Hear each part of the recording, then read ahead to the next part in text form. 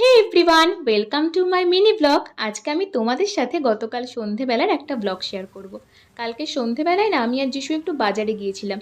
তোমরা তো এখানে দেখতেই পাচ্ছ ভীষণ বৃষ্টি হচ্ছে। তো ফার্স্টে তো আমরা আটকে পড়েছিলাম, দেন আমরা আবার বেরিয়ে পড়লাম। কারণটা কি জানো তো? অ্যাকচুয়ালি কালকে তো টিচার্স ডে ছিল। তো আমার ম্যাম আর স্যারদের জন্য আমার কিছু কেনার ছিল, তো আমি সেটাই কিনতে যাচ্ছিলাম। তো তারপর আমি এনভির দুটো পারফিউম নিয়ে নিলাম আমার ম্যাম আর স্যারদের জন্য। দেন আমরা ওখান থেকে বেরিয়ে খেলাম ফুচকা। তারপর আমরা গেছিলাম সবজির দোকানে, কারণ আমাদের কিছু সবজি কেনার ছিল।